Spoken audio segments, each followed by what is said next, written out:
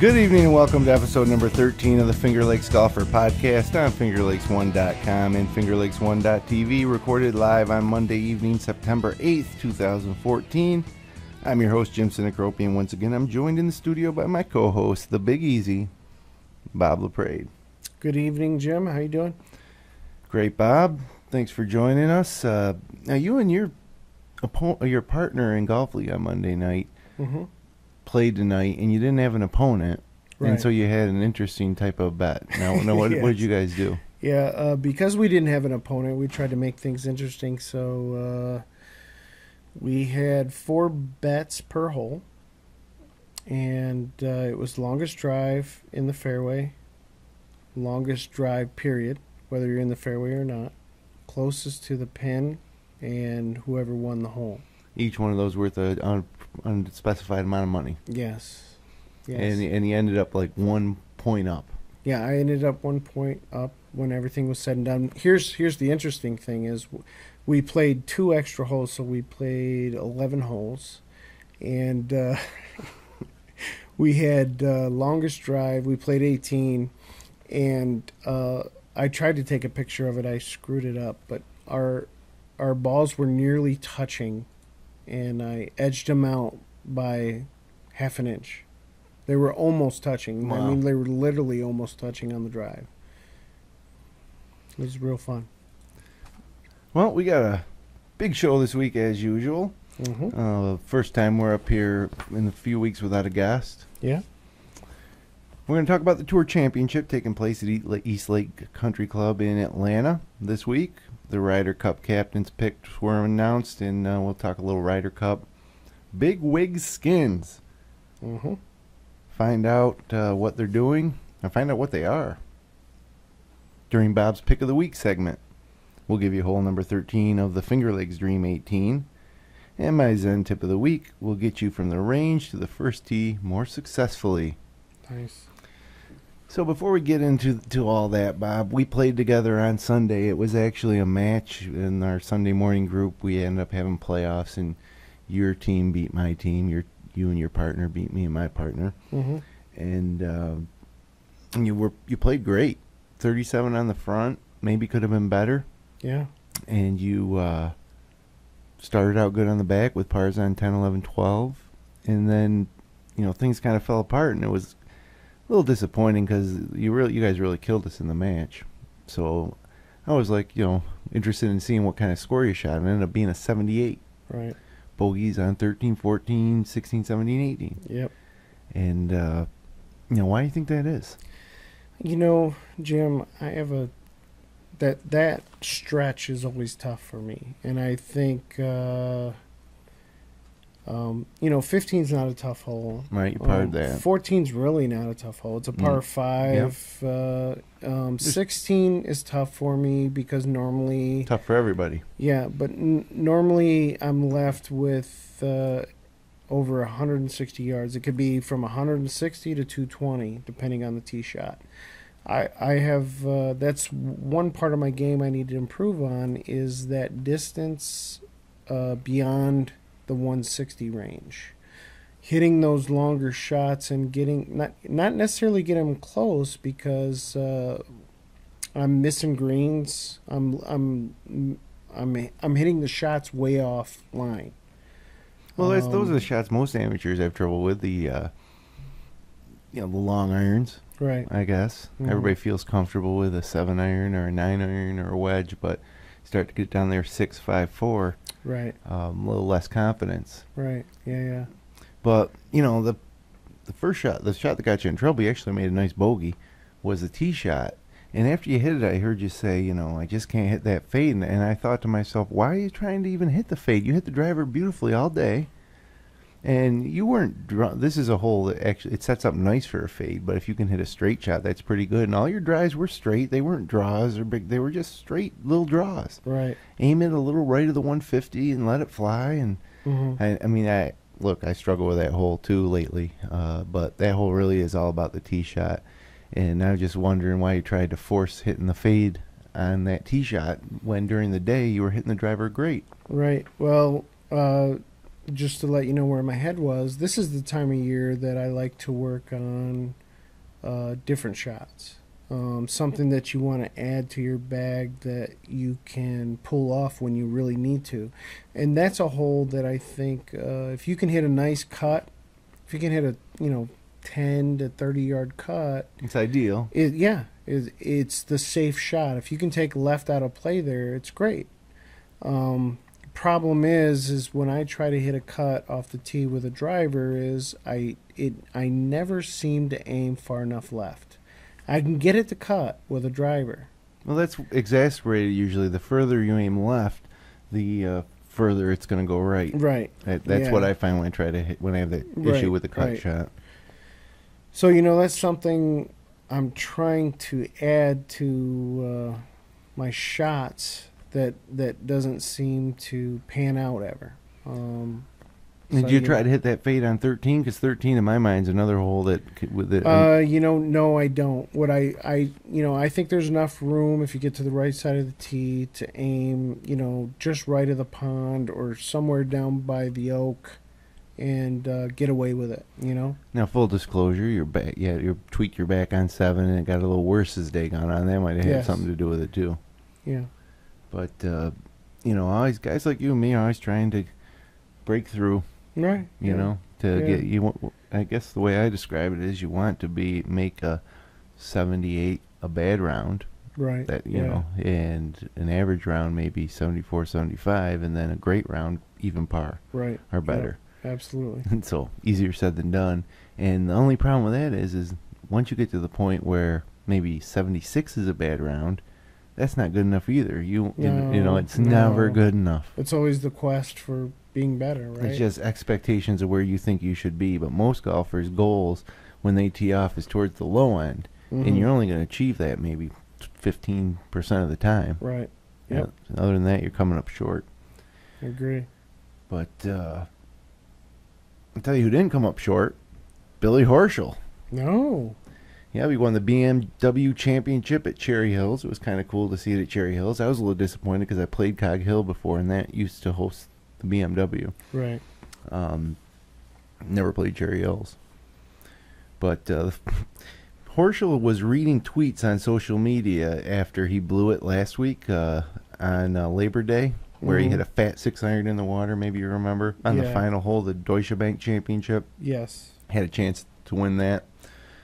And so some were quick to label him as a choker. I guess you say it's redemption, Horschel said. I think what I'm most proud about is the way people on Twitter and social media like to comment on that and say that I choked and you're no good. All this. That doesn't affect me, but I just like to stick it to them. And it was nice to get that victory and stick it to some of those people that had some negative comments for me on Twitter. And I don't mind it. Sure, it sounds like he doesn't mind it. Right. You want to keep saying negative things to me that just adds fuel to my fire, and I'm just going to stick it to you every time. That's a quote from Billy Horschel. Guy's got rabbit ears. You think? Good for him. You know what? People that want to hide behind their keyboard or their keypad on their phone. Haters, they're called, right? Haters. Yeah. No, I agree with that, but I disagree that Billy Horschel shouldn't even be paying attention to any of that. Right. He's got bigger things on his mind, but maybe that's what motivates him. He wants to stick it to those anonymous internet users. Right. Well, big win, obviously, as the FedEx playoffs advance to the Tour Championship next week. One other note from the BMW. Did you see Sergio's choke? Yes. Yeah. Imagine what the people on Twitter are saying about that. Well, you know what? I was struggling going between the PGA opening weekend of NFL football and the U.S. Open. Women's final? Yeah. So it's a good day. I was trying to keep things in balance, and it was tough to do. Yeah, I find once I turn it to the Red Zone channel. Yeah, that's tough to get away from. Yep. It's over. There's no commercials. Right. But during the final round of the BMW, Sergio started the day 7 back, and he made birdie at 15 to trim Horschel's lead to just 2. And then at the par 5 17th, Garcia, who dunked one in the water in the second round, had 251 yards to the green. He wavered stuck a long iron back into the bag, and elected to lay up. It was a curious decision, being 2 down with only 2 to play in a par 5 like that. 250 is probably, but if you go ahead and make birdie, I guess that's okay. Yeah, right. But Sergio didn't make birdie. He pitched it over the green with his 3rd shot and then magnified the error by blading his chip into the pond on the front of the green. And he made an 8 and dropped into a 4-way tie for 4th place at 9 under. And Johnny Miller said, that is just a flat choke. Two shots in a row. I don't know what goes on up there, meaning in his head, but he's missing something. Garcia blamed the series of blunders on fatigue, even though he took last week off and went to the beach. Mm-hmm. Yeah. Yeah, no. Are you a Sergio fan? Yeah, I like him. I do like him. I do too, but stuff like this, you would think he kind of grows out of the...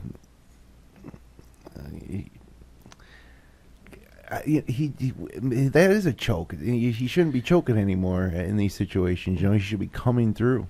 I agree, but like you said, if he hit it on the green close, laying up, and he made the birdie, we wouldn't be having this discussion. But what happened is what happened. Maybe, who knows? Maybe if he went back and played it again, he'd play it differently. Probably would make better than an 8. Right. Yeah. So the field is set for the Tour Championship, and I love the Tour Championship because it's such a small field. Right. You know? They whittle it down. So right now, it's a 29-man field because Dustin Johnson, who found his way into the top 30, is out. Mm-hmm. And it's funny that they don't have alternates. I know. You need to be surprised. top 30, period. Yeah. 31, not good enough. Right.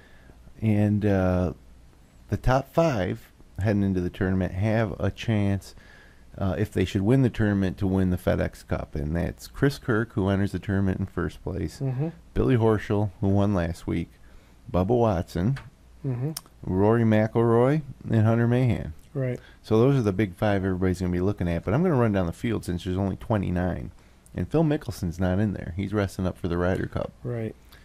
So we got our friend of the show, Jimmy Walker, mm-hmm. Jim Furyk, Matt Kuchar, Ricky Fowler, Jason Day, who withdrew from the BMW with a back strain, Jordan Spieth, Adam Scott, and these are in order of mm-hmm. their FedEx standings. Sergio, Martin Keimer, old steady Zach Johnson, probably the steadiest player. Yeah. On the tour. It's like a journeyman, right? Well, he just keeps playing and keeps finishing top 10. He doesn't win as much as maybe you'd like to see him do, but he does have a green jacket. Bill Haas having a great season. John Senden, Patrick Reed, Cameron Tringali, Russell Henley, Morgan Hoffman, Webb Simpson quietly having a nice year. 2011 U.S. Open champ, is that right? I think so. Ryan Palmer, he's been up near the leaderboards the last few weeks. Right. Grandson of Arnold. Did you know that? No, I didn't. 99% sure that's true. But No. You know what? I think I did know that. Yeah, I think you're right. Kevin Na, mm-hmm. most famous for the 14 or whatever he got in the slow play. Jeff Ogilvy, 2006 U.S. Open champ. Yes. Did he win 2 majors in a row? Did he win the Open and then the PGA or the British? I believe so. You were just saying that because it sounds like it because I said it, but I don't know. We should actually... We'll have to double check it. Yeah, we'll have to double check it.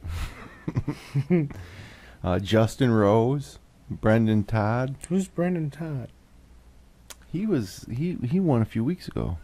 Did he? I think. Wow. Again, here we go, speculating. Yeah. Normally, we have a Chromebook to my right where I can...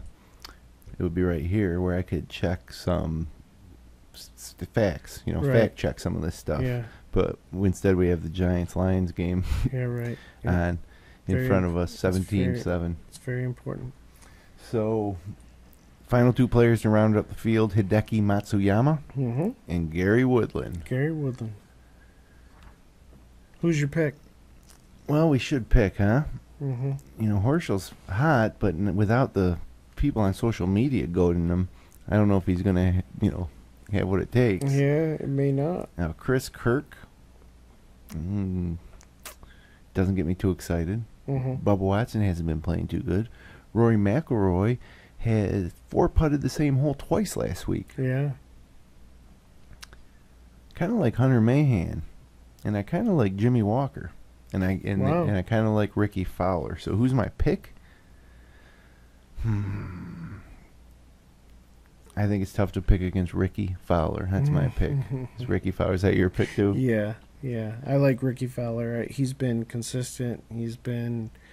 I think he's going to have a breakout. I mean, he's due, right? I mean, he has broken out in my mind, yeah. I mean, he's so consistent. I think he's due. His record in the last, 6 majors is unbelievable. Right, yeah. Yeah, I think he's due.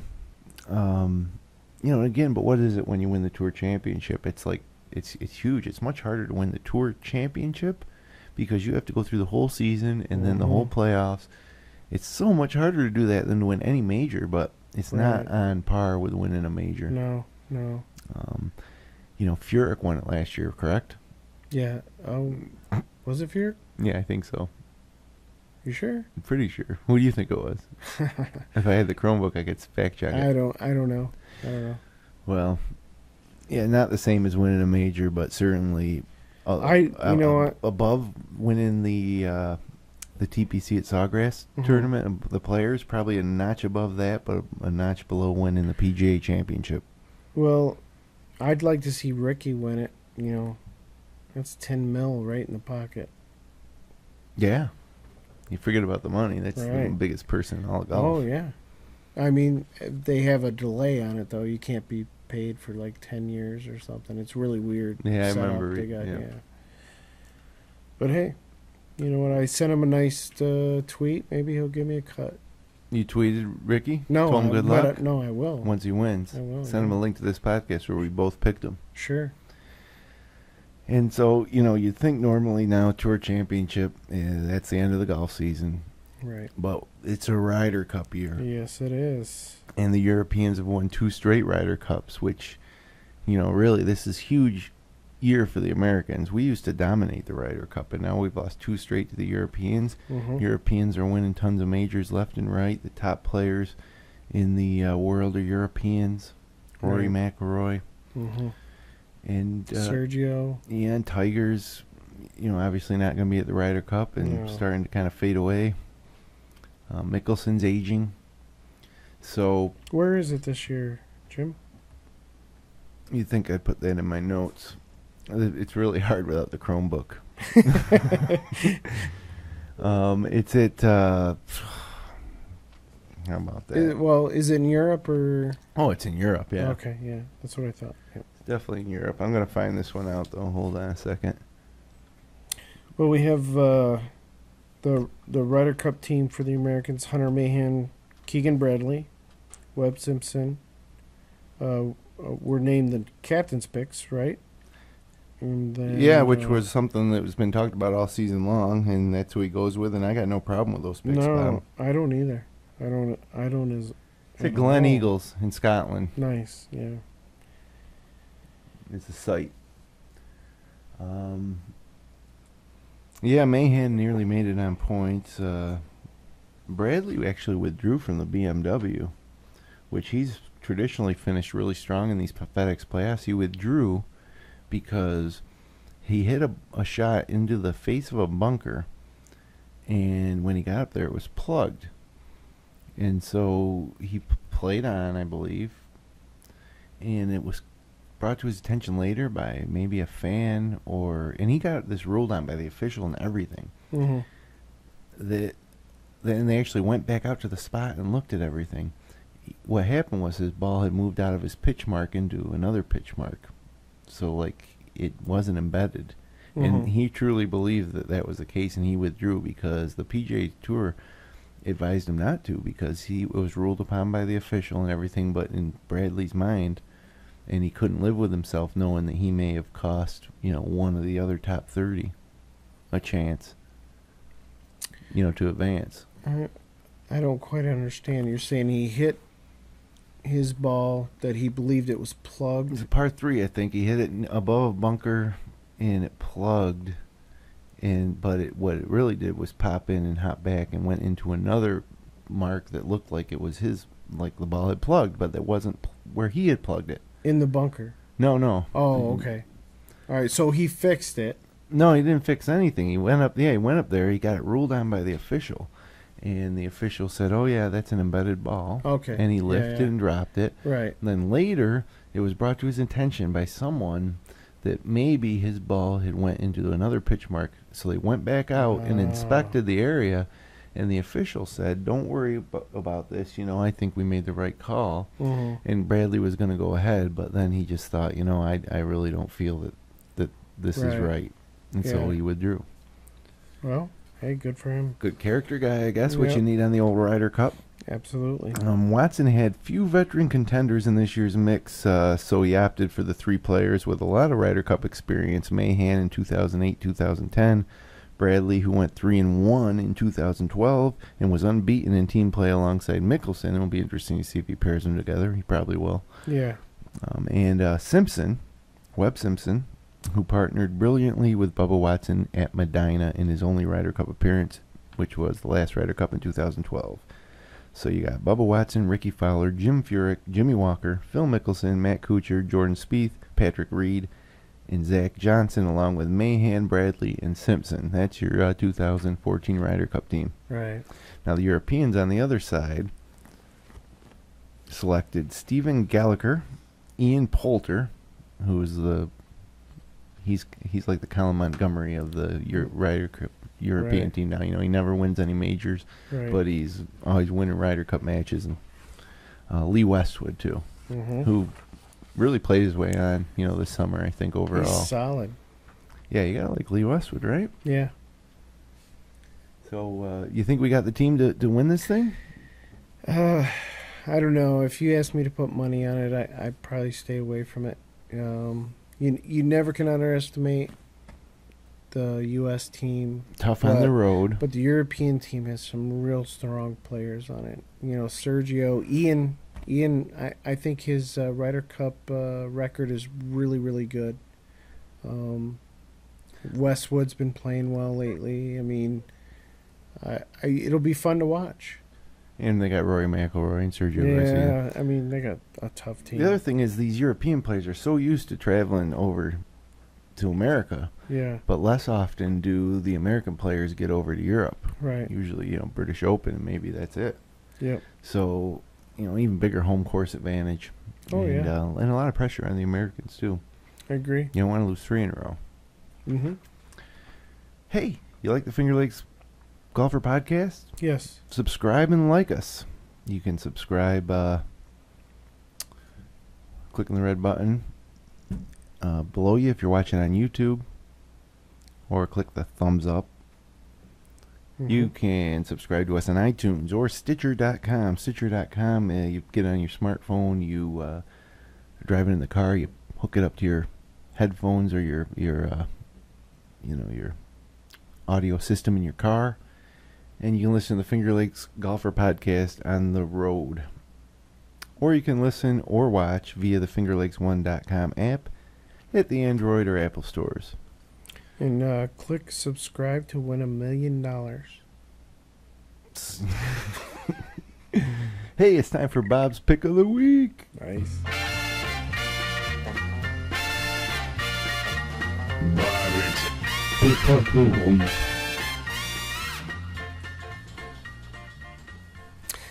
This week, BigWigSkins.com. Do we have any... Oh, we do have assets. Nice.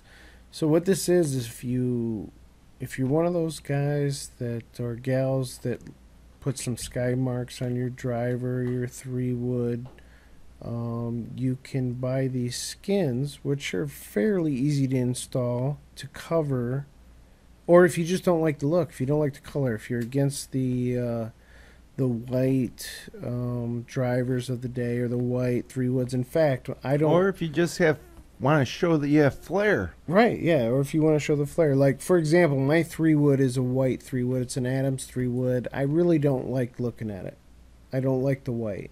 Right. So I'm thinking about doing this. They sell them for 3-woods too? Yeah, oh yeah. Okay. You can get them you end up trimming them Yeah. when you install them, so it really doesn't matter. But you can get these skins to put over your driver, and they have a plethora of different designs. Sure, like we got some school logos and stuff like that. Oh yeah, they have all kinds of stuff that you can Flags, put on there. all Yeah, sorts of flags. they got the classic skull and bones with fire, Animal and, skins. yeah, the dice, the whole 9 yards. They got a little bit of everything.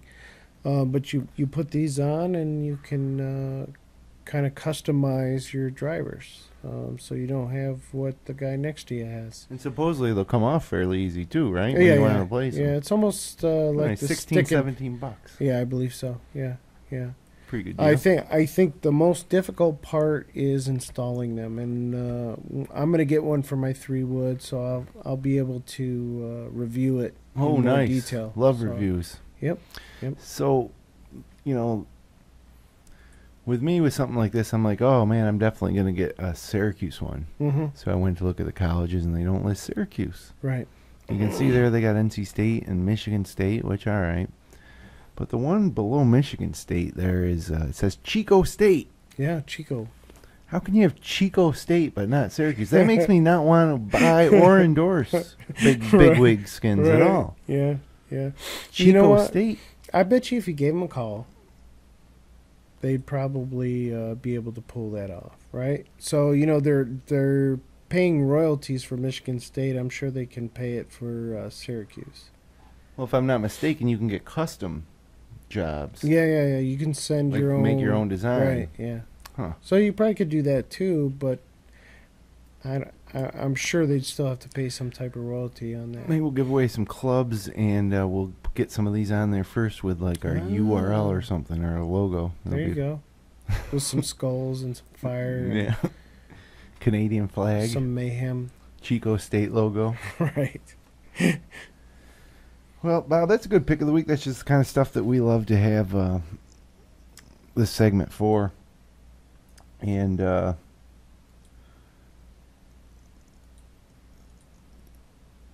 so you're going to get that, and we're going to review it. Mm-hmm. All righty. Well, we do have some local golf news. We had the Finger Lakes Seniors held at Wayne Hills this past week. 3 rounds of golf. Jim Johnson of Canandaigua Country Club defends this title that he won at Seneca Falls Country Club last year. A couple of our buddies down at the Seneca Falls Country Club, Mark Hill and Doug Brown, finished tied for 6th, so Yeah. kudos to them. Absolutely. Did you talk to either one of those guys about their round? No, I didn't. No. I haven't seen him since, I don't think. Or I've seen him briefly. Why have you? Just briefly. Yeah. They've shot all their rounds were somewhere between 74 and 81 for the 3 rounds, and they both all played pretty good and pretty consistent. Ended up tied. Mm-hmm. And Jim Johnson's a really good golfer. I don't know if you've ever seen this guy, No. but he's been around for a while out of Canandaigua, and a fantastic golfer. They used to always do well at the Seneca Falls Country Club Invitational, the 2-man that they used to have Right. the weekend before Labor Day weekend. Nice. Also in the news,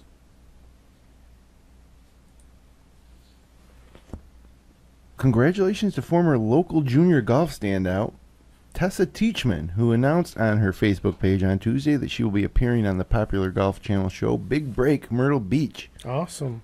I'm going to have to watch that one. This season starts on October 7th. Teachman, who grew up in Webster, New York, was at one time one of the Rochester area's top junior golfers, winning the New York State Girls Junior Championship in 2003. And she played in the LPGA Corning Classic back before that tournament was made defunct. She played in it twice in 2005 and 2008. Nice. Hey, SFCC Scratch Series 2-man scramble on September 27th. It's Saturday. Application and info at SenecaFallsCountryClub.com. $65 to play. Includes golf and cash prizes. What do you think, Bob? You going to play? I may be out of town that week. That's why I haven't tried to ask you or find a partner. I really don't think I'm going to be able to play, unfortunately. I'm not sure yet. It's up in the air. But it's usually a good field, and I love the 2-man scramble, Mm-hmm. It's my favorite way to play. No, it's a great way. 3-man scrambles are fun, too. 4-man scrambles don't like so much. Yeah. 2-mans are fun. I think it's quintessential Mm-hmm. competition for golfers of our Right. ability. Get 2 shots at it. And, It makes you able to play the course as if you're a tour player, like the strategy is a two-person team. right. And it just goes to show you that the reason that we aren't as good as those guys that, shoot 67s and 66s is that we don't do it consistently enough. Right. You give yourself one partner, like we're kind of equal ability out there. We go out there, we can shoot a 2-man scramble 66. Mm-hmm. We can also shoot a 73, 74. Right. But we got the shots to shoot 66 on our own ball. We just don't do it every time. Right. It shows, basically 50% of our shots suck. Yeah, that's Right? what the difference between good and bad golfers isn't how far you boom the driver or how far you hit an 8-iron, Yeah. or even the how high you hit it or how much spin you put on it, Mm-hmm. or any of that, or how much you work it. All that stuff goes into the game. Well, the bad shots, Right. we could shoot those scores on our own ball. I agree. 2-man scramble. Let's get it on. Speaking of 2-man scrambles, Geneva Country Club having a 2-man on the same weekend the next day. So, you Wow. can make a nice weekend out of this. Yeah. Their fall invitational is on September 28th. That's a Sunday. $100 entry fee, includes golf, lunch, and cash prizes. Some big cash prizes in both those events. Yeah. 2-man scramble weekend, we'll call it, September 27th and 28th here at Seneca Falls Country Club and Geneva Country Club. GCCGenevaNY.com for more information on that one. And then coming up on October 11th is one of the biggest 3-man scrambles in the area. It's the Dutch Hollow 3-man at Dutch Hollow. Mm-hmm. $75 entry fee, includes skins, lunch, and dinner. Right. And you'll play in sixums there. And obviously, Bob, we've talked about that before on this podcast. What a great scramble course that is, 2-man or 3-man. It is. So we're trying to get a team together, Yep. head over there. Absolutely. And if we do, obviously, our listeners will hear all about it. Oh, yeah. Got some hole-in-ones over the past week or so. Steve Aronson used a 5-wood to score a hole-in-one on the 152-yard second hole at Canandaigua. Hans Frank Very nice. used a 6-iron to ace the 115-yard 15th hole at Lakeshore.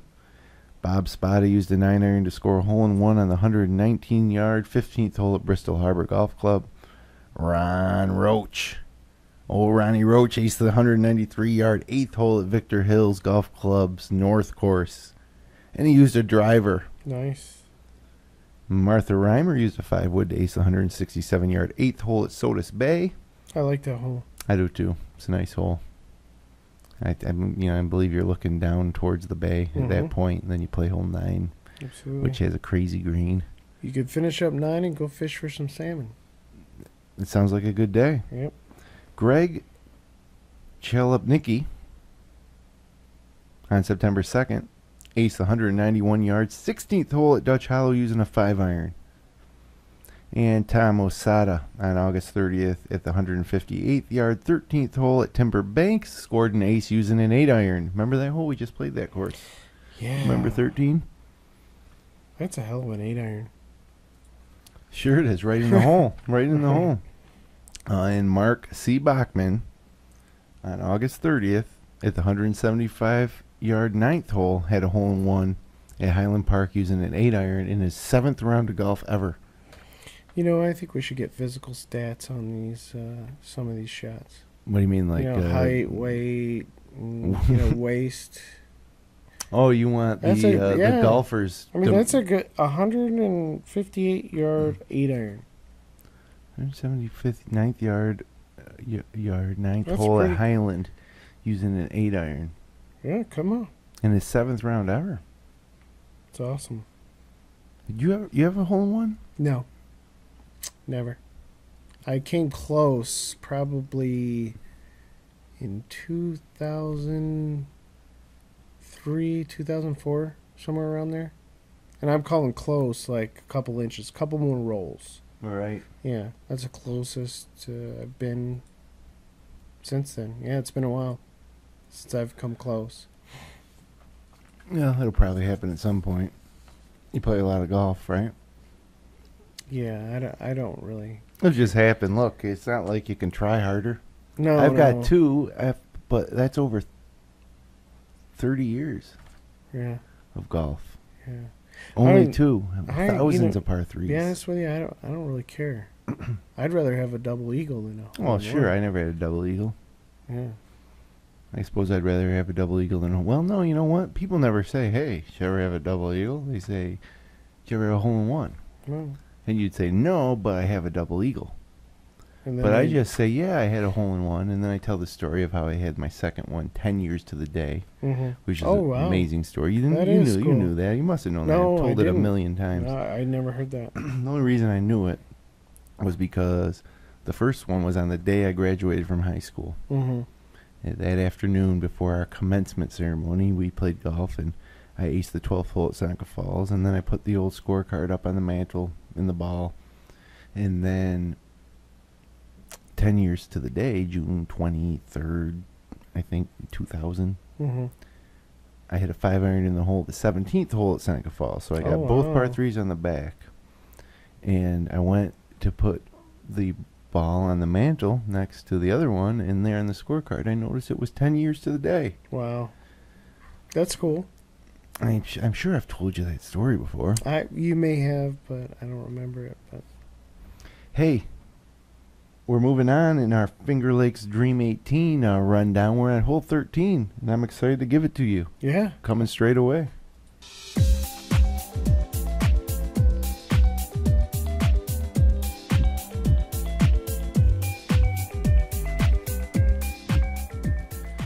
For the 13th hole of our Dream 18, we need a 13th hole from somewhere in the Finger Lakes. And we're going to Waterloo, New York for the 13th hole at Silver Creek, one of my personal favorite holes. And that's definitely my favorite hole on the course. And a lot of people wouldn't say that. You ask people their favorite hole of the course at Silver Creek, and I think a lot of people would say 12. Yeah. I think they'd say 15. Or 11. The long par, hilly par 5?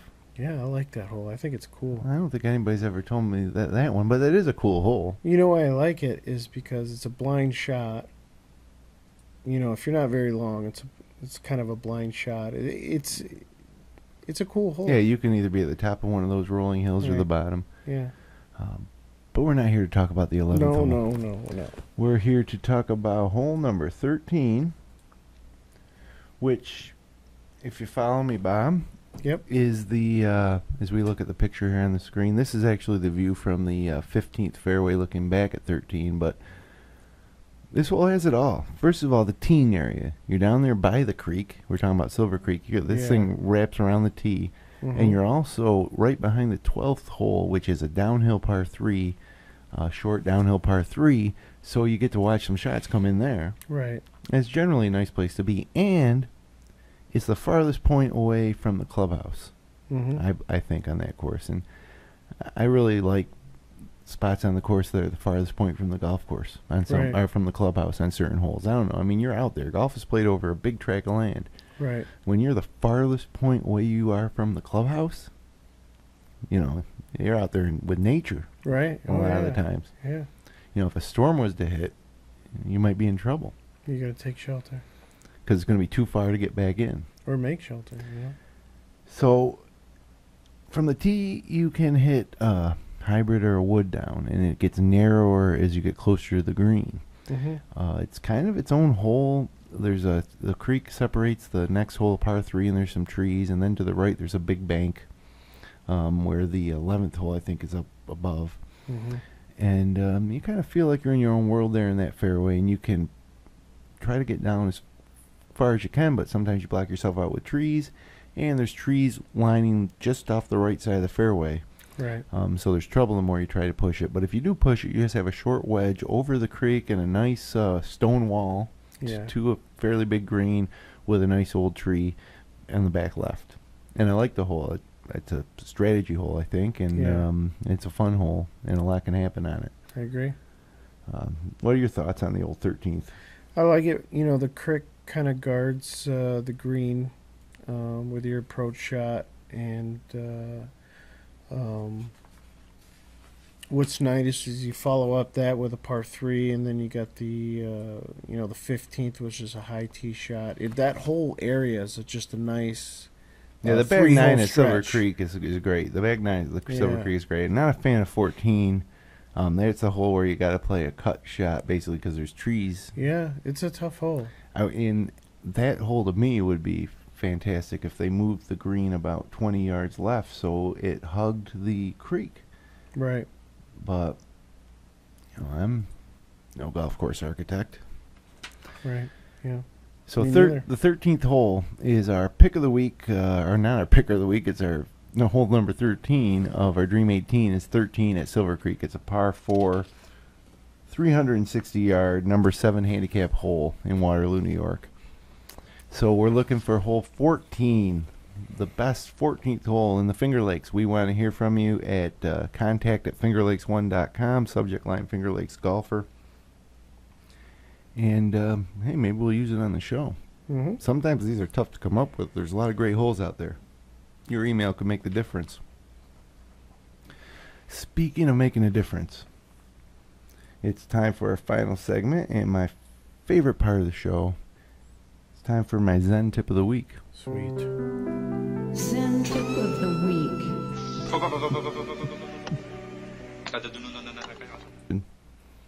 I'm sitting there on the practice tee just beating balls, getting loose, hitting ball. But what you don't see people do is use the same routine on the practice tee as they do when they step up at the first tee. Mm-hmm. They just set up and hit it, rake another ball, hit it, rake, hit it, and they sometimes not even a real target. Just kind of look out there and say, I'm going to, hit it that tree or that sign or that yardage marker. And then you get to the first tee and everything changes. It's very different at that point. Now you have a specific place you want to hit the ball and places you don't want to hit the ball. And that's just a totally different thought process to start the swing. Right. So going through your full routine for a few shots at the end of your warm-up session, you can warm up the way you did, but the last few shots, maybe go through your full warm-up routine with specific targets and good images and give yourself the best chance for a successful transition to the golf course. And that's my Zen tip of the week. I like it. What's your warm-up routine? Well, it depends. If you get to the course on time. Well, it depends on the situation. If I'm just playing my normal Sunday round, I'll go out there and I'll take full swings. But, for example, Club Championship Qualifier, I don't hit anything over 50 yards. I will not. I refuse to because. Well, why? Because if I start hitting bad shots on the tee, and this is just me, I start to get negative thoughts through my head. So I'll hit 50 yards and in. I'll even chip a few 10 yards. I'm just trying to get the blood pumping. I'm trying to get warm. I don't, the last thing I want to do is start hitting errant shots on the tee box before I go out. And then 50 yards is a good distance to. So I don't hit anything over a wedge, Jim. I just try to get, last thing I want to do is start pulling out, 7s, 6s, and 5s and start hitting bad shots. And then that's what's last thing going through my mind as I go to the tee. But that's the way I approach it for something that I think is important. I guess I'm kind of the opposite. If given the time to warm up, sometimes warming up to me is just going over and hitting 3 balls with a 6-iron because that's all I got time for. But if given the chance to warm up fully, I like to start out with a mid-iron and, hit a few and find out, what my swing is going to feel like that day and, kind of what my main swing thoughts are going to be and try to work on the tempo that I want. Right. And once I got that set with a 6-iron, I'll take a 8 or 9-iron, depending on what I'm feeling like at the time, and hit a few of that, and then a few wedges, 125, and then a few 100-yard wedges, and then maybe a few 50-yard wedges. Mm-hmm. I'm only once I've got that first swing with the mid-iron, you're only talking 3 or 4 balls with each other club. Right. And then I like to, if possible, hit 2 or 3 drivers to try to get that swing down that I'm going to take on the course on the first tee. Mm-hmm. And, honestly, I think that I should spend the last couple times playing it like it's a shot on the golf course. Right. Go through the pre-shot routine and see if that helps. So maybe I'll try that. But then after that, it's over to the putting green usually at that point, and try to get a feel for the speed. Try to make, and just 2 or 3 short ones, just to get that feel of making a short putt, and then a few chips, Right. and that's it. Then I'm off to the tee. But yeah, unfortunately, too often we don't have enough time to warm up. Right. Because we're rushing down. If I get out of the car 10 minutes before the tee time. Now, in that case, I have a swing weight. I'll throw it on one of my long irons and take a few swings. Just make sure I'm loose, over-exaggerate a few swings. Right. And if I'm lucky enough to hit a couple putts, and then you're on the tee. Right. But at that point, I just want to make sure that my body isn't so tight when I hit that first shot. Right. Sometimes it hurts. Agree. So I just try to get loose. Yep. So, hey, looks like we made it through another episode, Bob, Fantastic. of the Finger Lakes Golfer Podcast. We're probably going to ride this thing out for a couple more weeks till the end of September. Then we're going to say goodbye for the winter. Right. And who knows, maybe we'll come back with a little holiday gift buying episode or something. But then we'll be back around the Masters next year. Right. For another fantastic season.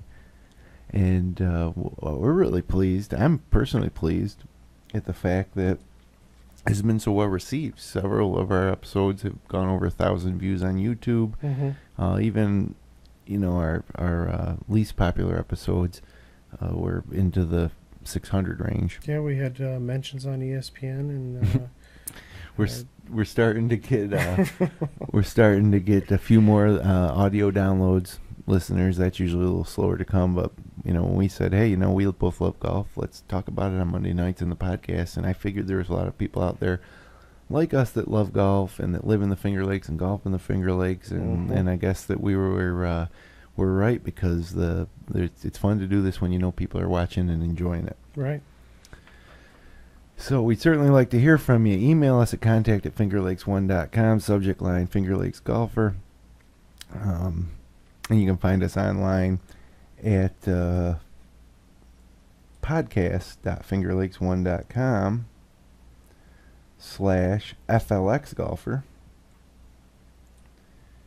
And I guess, Bob, that's about it. We want to remind you to subscribe to us on YouTube. You can subscribe to the fingerlakes1.com channel on YouTube by searching for fingerlakes1.com. And that's another great way to listen on the go, because YouTube has sweet mobile apps. Right. Yeah, they do.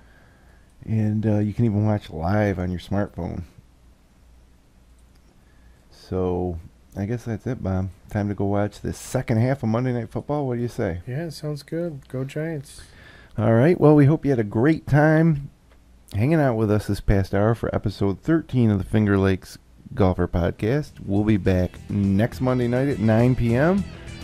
Until then, hit 'em long, not often.